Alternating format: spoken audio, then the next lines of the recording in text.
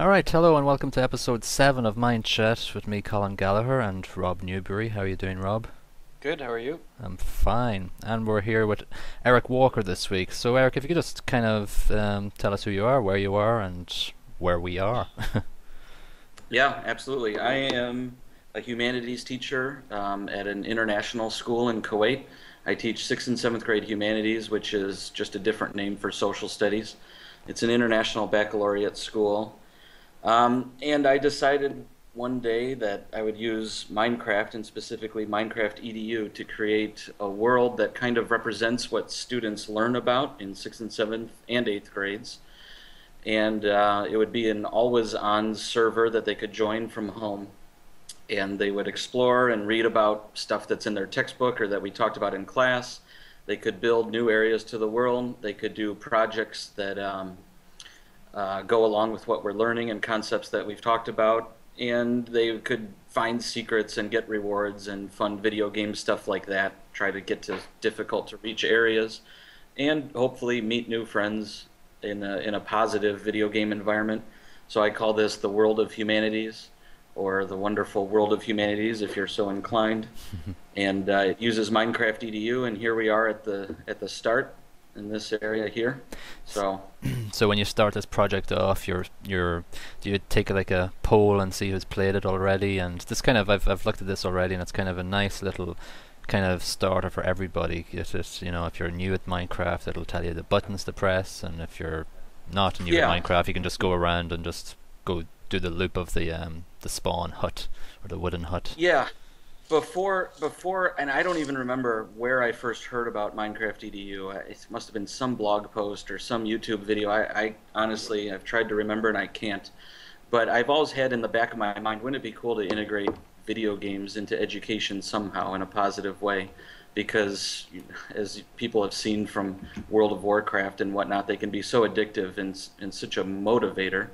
I thought, what if we could use it to motivate students to learn and to reach students who, maybe wouldn't normally be as interested in some topics of social studies and history. And so I found this, and I knew that I had heard of Minecraft, and I knew that a lot of kids played it. I didn't quite know the age range. I had seen it mentioned on many video game websites because I've always been a fan of video games since age 7 or so. But I never tried Minecraft at all. And so I kind of got into it, and I asked in class informally who's heard of Minecraft or who's played it before, and my guess would be probably less than half the students had played it before, but most had heard of it at least. And so I designed this with the ultra beginner in mind. I mean, on some of my intro videos and stuff, I even introduce what it means to be a 3D game, and that it's not really 3D like a movie where you'd put glasses on, but as you move your mouse, you move your eyes around. So I've tried to, and with other teachers in mind who maybe have never played much of a video game besides like some kind of Facebook game or something. Um, I've tried to keep it very basic, Now, how many? and there is. Sorry, go ahead. There is kind of a cutoff with some students who have tried to play and just can't get their minds around the 3D and the WASD to move yourself around. And I've tried to work with them in class or by posting more tutorial type videos to get them into it. So how many humanities teachers are there that are with you in this adventure? Well, there are 4 humanities teachers in our middle school, and they all know quite a bit about it and are involved to different levels. There's one other teacher, and he's on right now, Mr. Miller, who has been quite a big help to it. And some other teachers, all other teachers are impressed by it and are really interested in it and hear what the students are talking about at school. I haven't really had any teachers who've actually built areas now, although I am talking with one other English teacher who's going to help me design a unit-specific area that goes along with their book Fish on refugees that they're reading now. Um, the technical hurdles are pretty high to jump. I mean, I've had a presentation or two at school, and I've had some teachers, mention it and talk about it in their classes, but I haven't had too many who've who've made the leap to actually designing or writing quests or dialogue or anything like that with me yet. I hope to increase that as time goes on.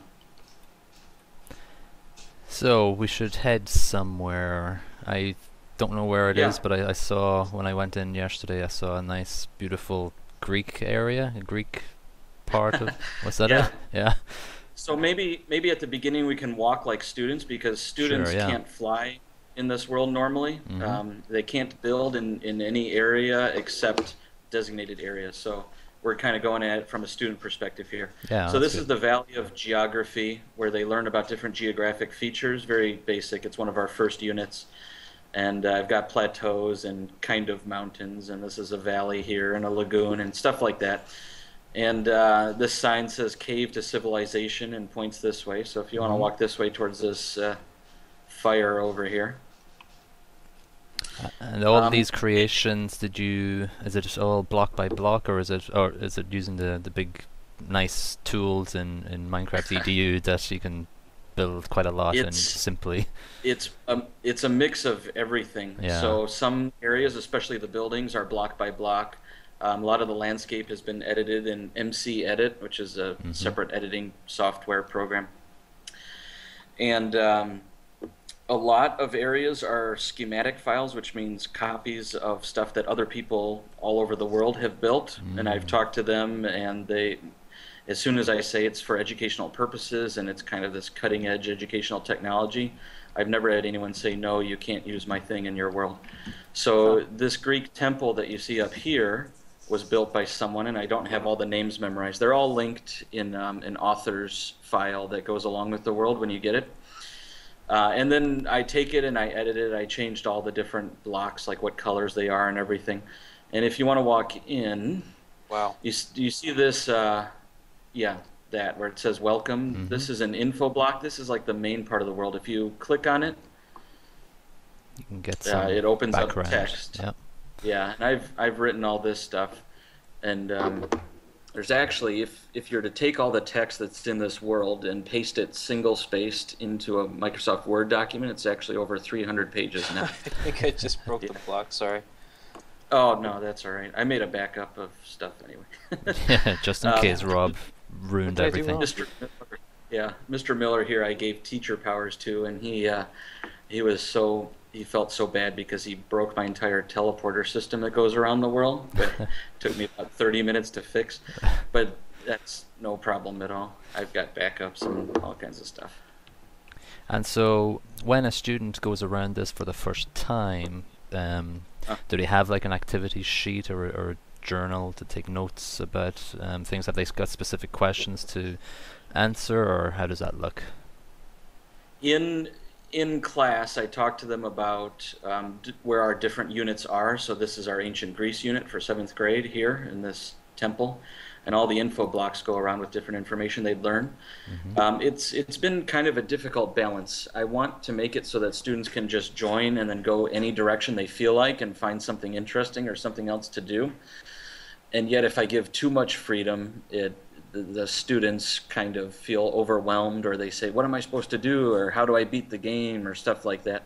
Yeah. So I'm constantly trying to add different kind of path directors into the world, and yet I want to make it someone who's played 20 hours of it so far can still join the world and immediately go to some new area, so it's not too linear.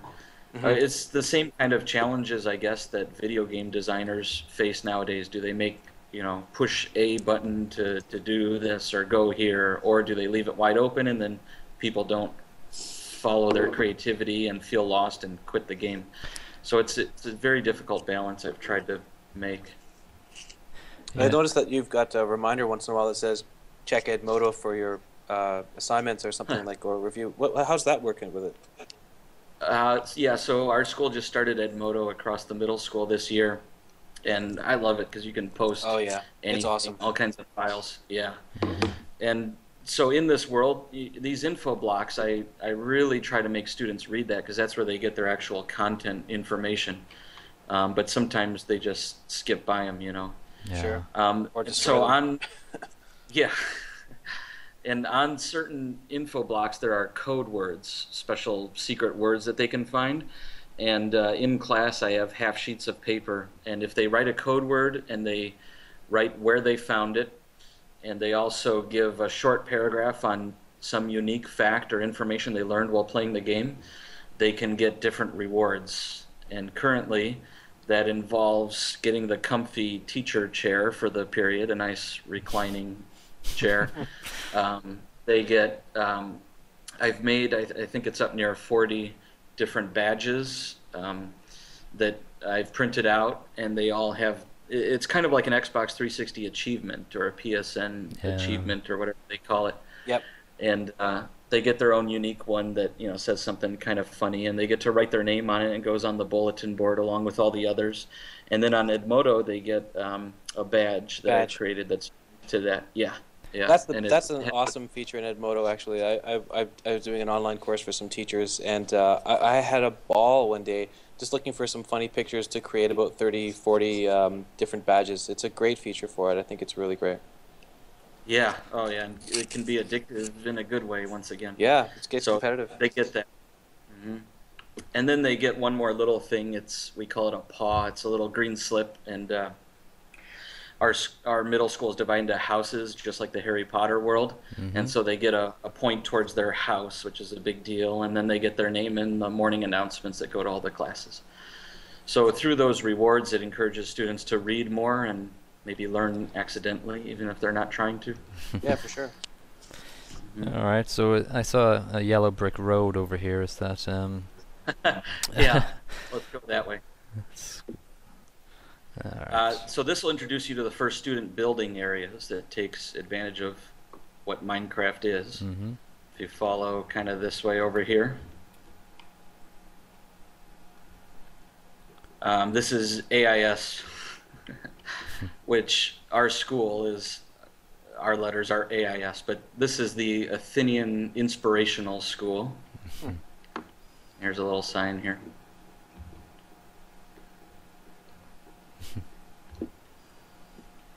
And down in here, you'll notice these green circle blocks all over. Yeah. These are special to MinecraftEdu, and what this means is even if students can't just destroy or build throughout the world, on top of these green blocks, they can. And so all this stuff within these walls here is student creation. And so the theme for this, if you look at this info block over here, is build a school that matches the philosophy of education of ancient Athens.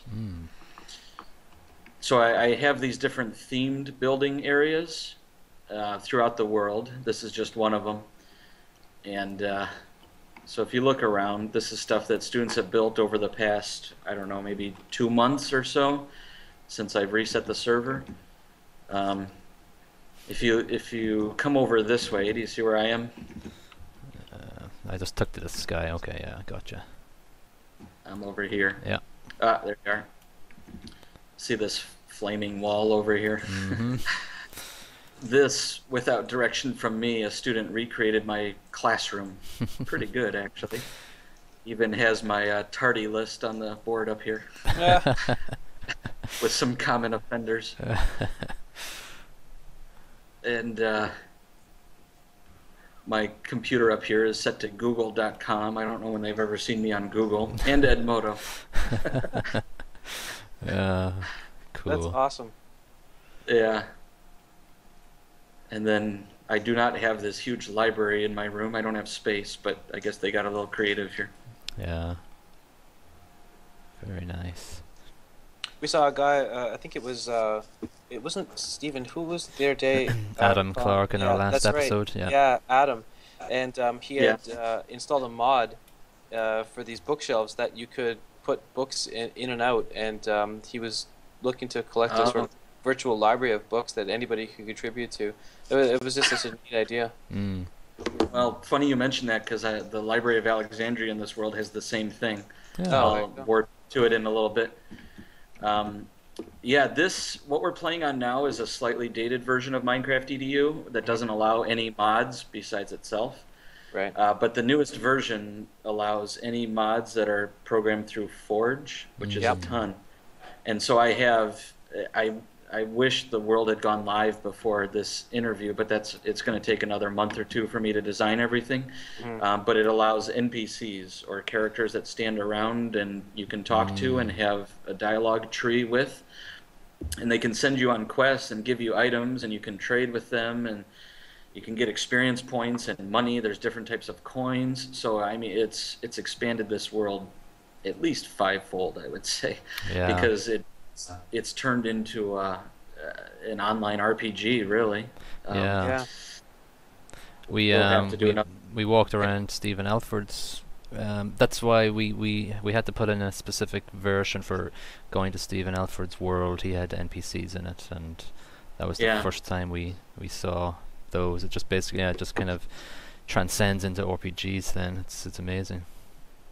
Yeah, and that's what's going to be here. So in this area, they're going to actually be able to meet Socrates walking around and ask him about our unit questions and different things like that, and he'll have different responses.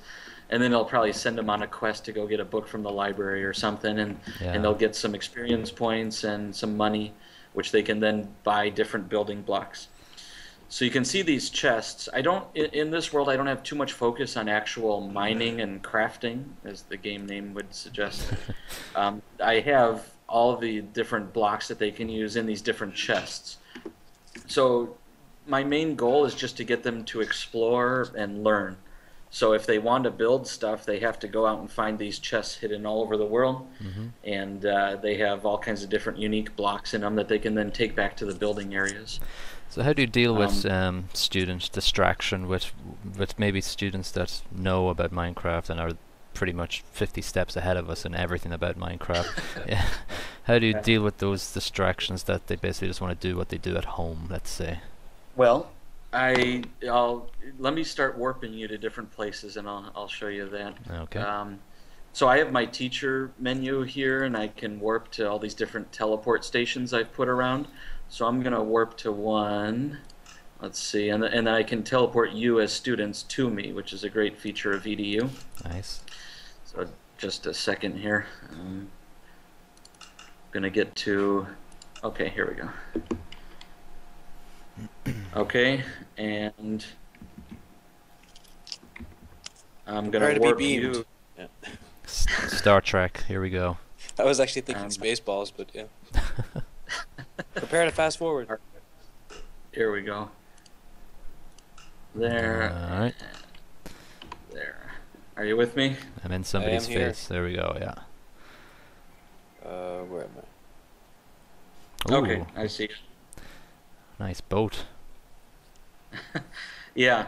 So this is the Adventure Voyage, and I have a packet that I've printed out and I give to all students before they start playing, and it lists different areas they can go to. And this is one of them, and it says, if you're a fan of classic Minecraft, come to this area. So this is a boat, and it talks about how difficult sailing was in the old times and how it'd take months and all that. And if you go down into this hold here, there's another info block that talks about it. And if you go down here,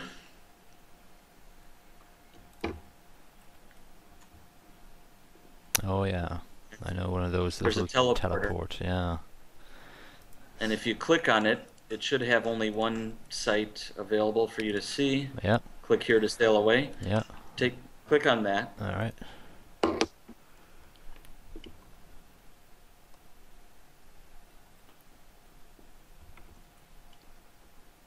And uh-oh, you've crashed into rocks and the ship is broken in half.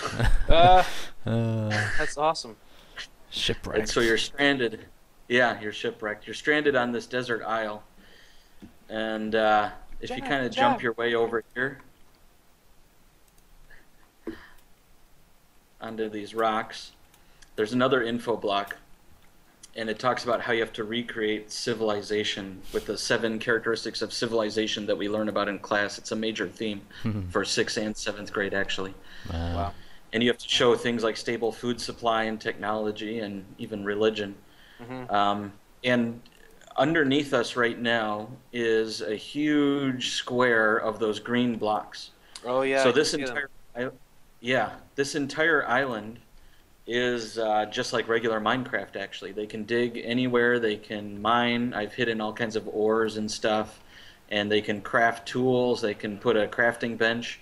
So this whole island within the world is regular Minecraft. Mm. They can build anything they like, and the only goal is somehow show that you have created a civilization and what that means. So you can see some students have started over here with some different structures. You can fly around if you like. You've probably already noticed that. I've put everybody on creative mode. Some student built a statue of himself over here. Hopefully that wasn't as a god. religion, but maybe it was. Yeah. And they can write their own signs, and those info blocks, they can even create their own info blocks and write their own. And I've had some pretty good student writing. Mm. Do you get your students to create like video walkthroughs or anything like that? I've had some. So the main challenge that I've had with this is that I want to create everything. I want to keep everything as optional because it's kind of my saying that if you ever have to do something, you enjoy it half as much. Yeah. So even playing a game like Minecraft and playing a video game for school, no matter what it is, you're going to like it less if you have to do it and if it's graded and assessed and everything. So I've tried to keep it all supplemental and something that they want to do and help them learn. But then at the same time, you get less participation just because, I could go play Call of Duty or I could play World of Humanities. What will I do? Yeah. And so I have a lot of student volunteers that are totally into it, and many of them have never really played Minecraft before either. They've gotten into it through this. And so whenever it comes to like videos or walkthroughs or extra documents or creating stuff like that, I try to keep it optional and not as an assessment. Yeah. But I have had students do that. Yeah, it kind of rings true to me. Just as simple, like we do a simple Minecraft club for grades 3, 4, 5, and last week they didn't get to play it because we wanted them to go out and measure the school and create a copy of it, and there were not a lot of happy students because we were making them do it basically. Yeah, exactly. We wanted them to do it, so yeah. We've been doing the same for a couple of years now. Well, I guess since we started with Minecraft, I've been, every once in a while I'll be like, yeah, it'd be great to make them one-to-one at the school, but then that's where it ends. It never goes further than that. So. Yes, right. It's, it could be eating ice cream as your homework assignment, and all of a sudden you wouldn't like ice cream nearly as much. Yeah. So it's something you have to do. Exactly. So as cool as this all is, it's, I don't know. There's a wall of requiring them to do things or replacing class time with it. And I've never crossed, or assessing them, grading them on it, and I've never crossed that yet. A lot of student or teachers have recommended that I do, and other people in the online MinecraftEdu community have said that I should, and I haven't crossed that yet. And I don't know if I want to. I want to make it something where students join and say, wow, this is so cool, now I understand what we're learning in class better. But then you go to class and it's the same as before, more traditional. Yeah. But I don't know. It's a very interesting balance. Yeah, and I argue with myself. Maybe next year, maybe I will have something where you can only get some certain information from World of Humanities, because once students are forced to do something, they find that they love it, and they never would have tried it before. It's tough. I'm going to warp you to a couple different areas, if you don't mind. Yeah, cool. Not at all. Okay. I'll take you to the Great Library of Alexandria that we kind of mentioned before. Great. Yes, actually. Prepare to fast forward. And, Beam me up. there we go. So with EDU, you can't see it on your screen right now, but I can go to a teacher menu and I can see your names here, and then I can either teleport myself to you or I can teleport you here. And so that's what I'm doing now. Yeah. Tell me if it works. Yeah, I'm here. Yep, it works. There you are. If you look this way. Oh, wow.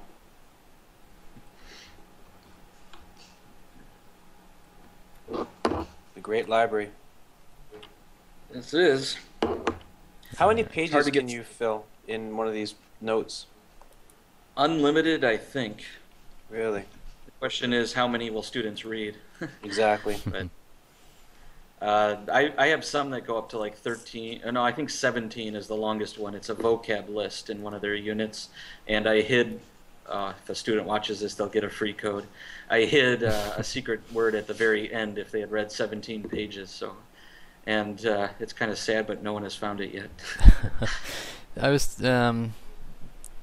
discussing this yesterday. Do you get during class, oh, what do I do next? And just because they haven't read all the instructions. Oh my God! Look at this library.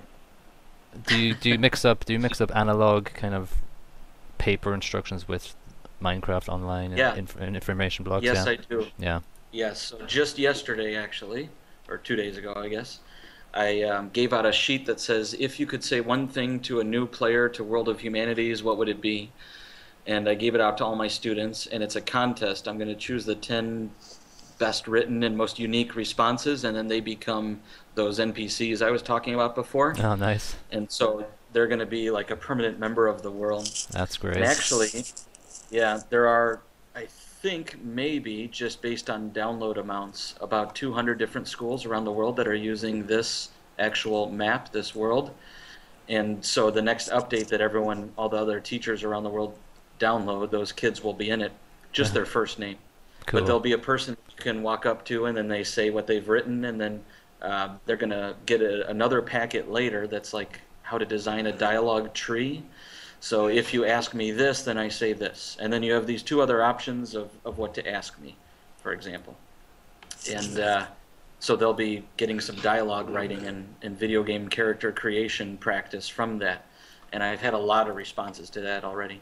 Again, it's optional, but the kids who get into it love it, and don't even consider it a school assignment, really. Mm.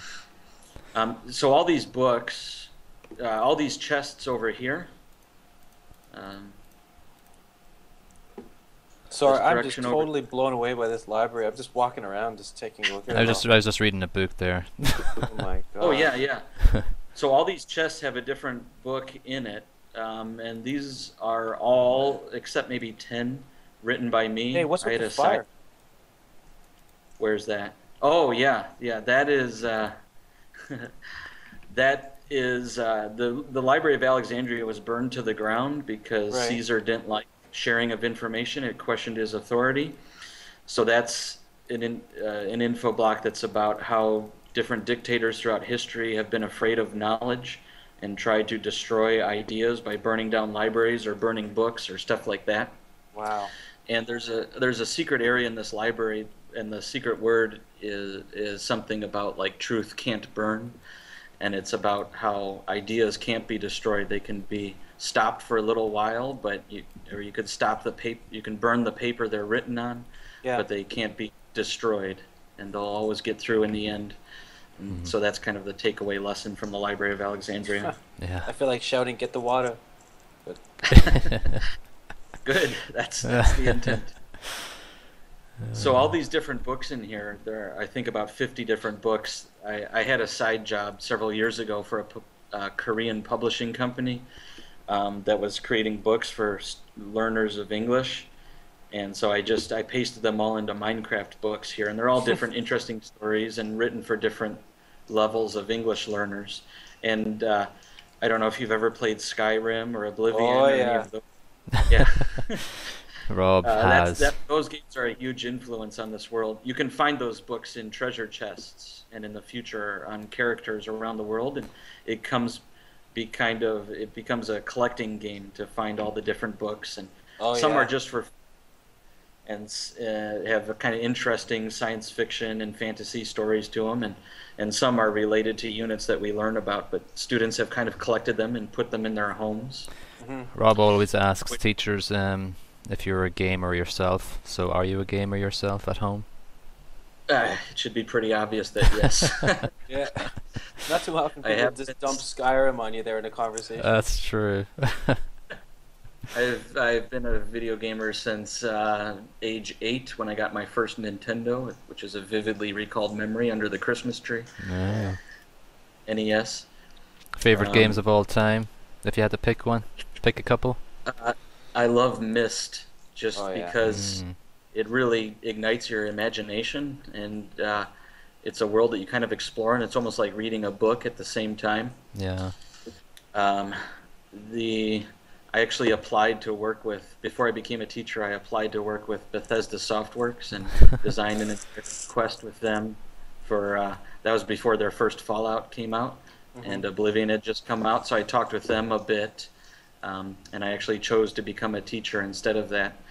And I've mentioned that to a couple students, and they're like, "Why didn't you work with them? They make Fallout and Yeah, man, you made a Skyrim." left turn there. Jeez. Yeah.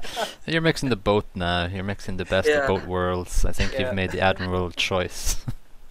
So there's, I guess, maybe one of the reasons this world exists, and the reason I found MinecraftEdu is I could kind of do both, Yeah. and have a more direct effect on student growth and not just entertainment. Maybe, hopefully, I don't know. Do you Let me. go ahead. Sorry, I was just. We'll continue the conversation, but I was just going to warp you to where students can build their houses, which is the most popular area. All right, let's do that.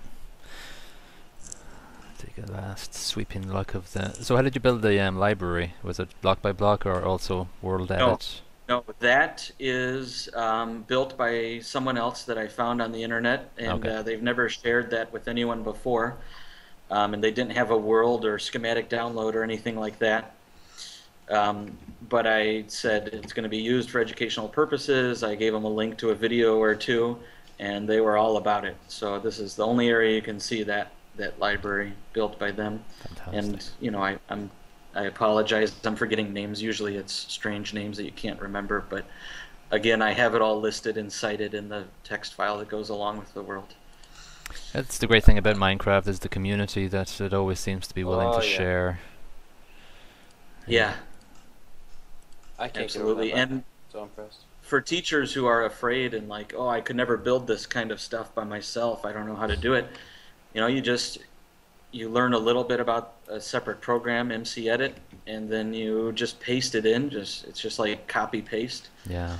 and you can incorporate it into your own world for students. Well, we just came at the right time here. Sunrise over this awesome little I guess. area here.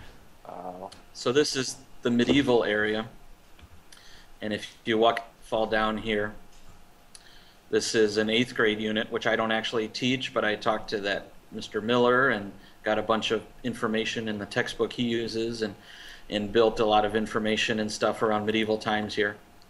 This has a lot of cool quests and stuff with the new version. And if you kind of follow this bridge over here, you can hit W twice to run a little faster, or you can fly if you like. You get to Valenwood, which is the student building village. And so what I found when students joined, those who had played Minecraft or even those who had never heard of it, they immediately wanted to build their own house.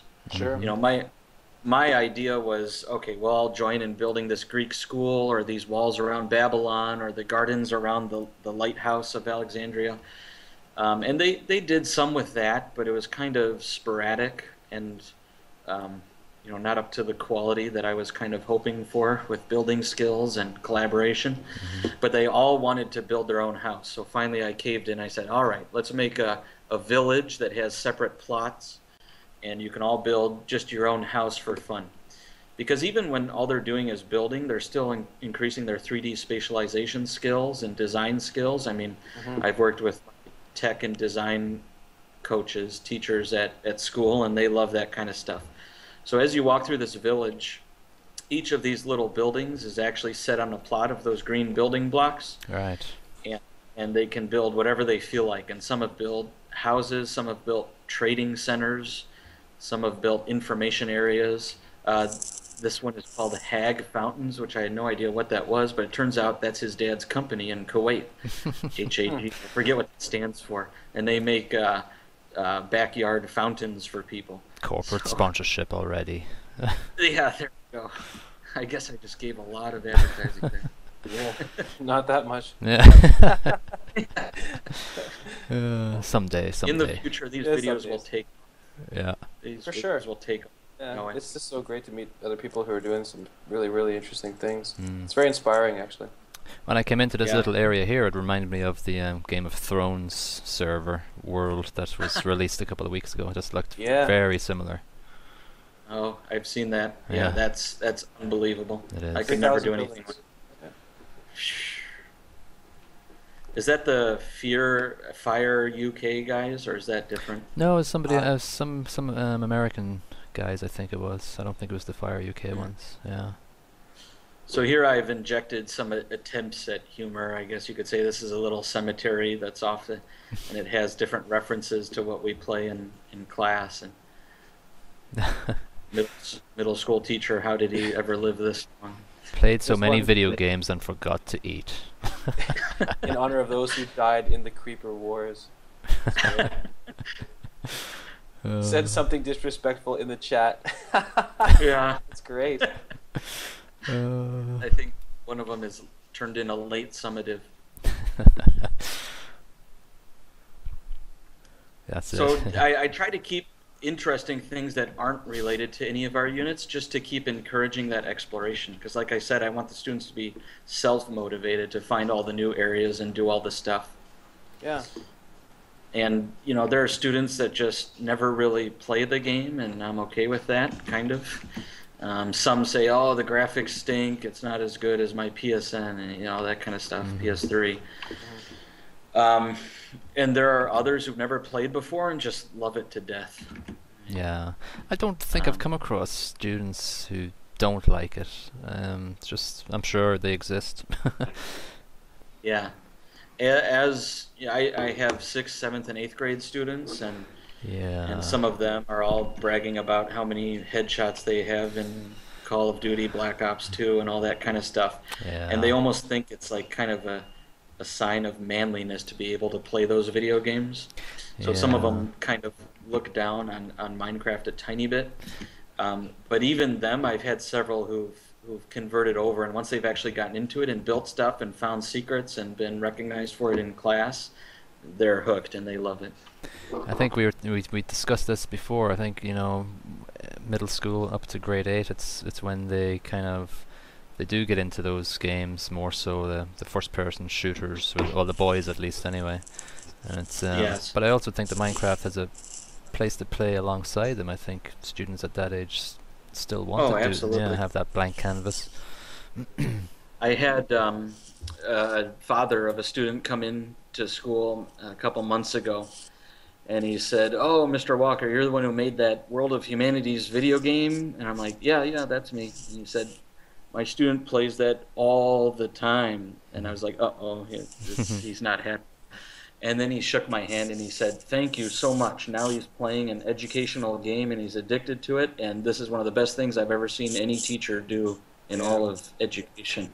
That's awesome. And Yeah, that's great. I was very happy. Yeah. I don't think I've ever had a single negative response from any parent ever. And it's something I'm a little afraid of. If I were to say, okay, now for this next graded project, you have to build something in World of Humanities, I'm afraid I might get some of that stuff then. And, you know, why are they playing a game? They should be memorizing a book and, you know, that kind of stuff. Yeah. I don't know. I've only had positive. I think that's normal. I think that it's it goes back to the whole conversation of who our communities are, you know, and this is nothing to do with Minecraft. This is just schools, but you know, I think that I know definitely, you know, this is something I always think about, is how can I communicate things more with parents, and how can we bring parents into conversations more. And just totally unrelated, but we had a little music show on Friday at school, and some of the kids were playing guitar. And I said to one of the parents, I said, you know, how great would it be, because he was saying how he wanted to learn how to play the guitar, and I said, how great would it be if we had an after-school club where parents and their students could come and we could all play guitar together, and you know, and go through these things. And I think there's nothing wrong with you know, with Minecraft. You could do a parent and student Minecraft session, you know, and get the parents to build with their kids, and you know, it's not super radical as an idea. It's just it's how do you communicate it, I guess. It's not what you say, it's how you say it. Yeah. Yeah, exactly. I sent out a packet home, and it had an introductory letter of what it was and how it helps students learn, and how I personally have seen grades increase in students as they play this. And then I attached to it a research paper I did for my master's that gets into just basic games and education, and then does a case study that's kind of ongoing with students and their participation in this world. And there was one kid who said his mom wouldn't let him play at all. He had to be studying more traditionally, you know, and then she got this paper and she said, "Okay, you're good to play as much as you want." So I think if sorry, go ahead. Sorry, I just said it. I think if parents actually understand what it is, Yeah. realize that video games aren't all the same. You know, just like books aren't all the same. There's 50 Shades of Grey, and then our humanities textbook, for example. And movies, there's Jackass, and then there's a documentary about what we're learning in school. And then there's video games. There's Call of Duty, and then there's MinecraftEdu. As parents slowly realize that not all video games are the same, I think they'll start to understand. Yeah, it's a great point. Great point. Yeah. So unless you have anything further to show us, I think we can wrap it up here.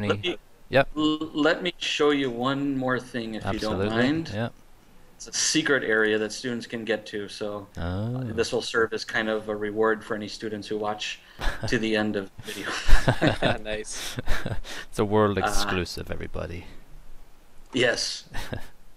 Okay, I've warped there. I'll warp you here now. Let's see. There we go. Okay. Whoa. Is this kind of like industrial or something? This is the island of the future. Yes. Future as in the whole rest of the world is themed to ancient times, and this is modern times. And so what it does is it follows those 7 characteristics of a civilization and says, how can we see them today in our own civilizations? What is technology today? What is writing today? What is social structure today? And so they explore this, and there's an area where they can build their own skyscraper, and a couple 8th graders have really done some impressive work here. Wow. And you can take a minecart ride, a roller coaster ride, around the city if you find your way through. And all these buildings are from people around the world as well. The schematics, or yes. Well, it's whenever I get a schematic, I spend several days editing and adding pathways for students and writing information, of course. Yeah. But yeah, the background building is not by me, definitely not. You're awesome. I had a student. The way you get here is you find this tower that's in the middle of the forest of time, and you can't get into it until you find a secret entrance, and it mentions Doc Brown from Back to the Future and stuff, and it's kind of funny things there. And it says that there's this magic tower that's going to teleport you through time. And a student actually built that tower, one of my students. He's in 9th grade now. And I put his name on the side, just on a little sign. And he's in academic games, which is kind of a trivia type competition that students join, and other schools come, just like a basketball tournament or something, and they play against them. And this one kid from Egypt said, "Hey, Ali Gosen," or I shouldn't say, "Ali, I saw that you built this tower in World of Humanities." And he said, "Oh, wow, how did you see that?" And it turned out that the school in Egypt had downloaded this map, and the student recognized his name and knew him from academic games, and so talked to him about that. He had seen his work over in Egypt, so his small world kind of with the international school. Definitely. Oh, is that the Chrysler building? Yeah. Nice. I like it. Wow. There's the MetLife building around here too. Very cool. Yeah, really great. So not a lot of students have come here, have they? Yeah, not a lot out of percentage-wise who have played, but I would say probably 30 to 40 students have found their way here at some point in time. That's very cool. my main motivator, I guess, when building this is just to think, okay, when I play a video game, what are some fun things I like to do? Finding secret areas or going on quests. And that's what I try to build into here, but at the same time mix it with learning or reviewing our material so that they can be motivated to find new stuff and learn almost by accident. Yeah. And I think without Minecraft, I don't know how that ever would have been accomplished. I looked at Second Life before, and yeah, so did a lot of people. Yeah, it didn't seem to hold the same types of opportunities. No. Well, we all had hopes for SimCity EDU too, but yeah, that's not going too well at the minute. With this, with their server problems. To me, this is the closest to just, hey, you want to build anything and explore it in 3D on your computer? Go to it.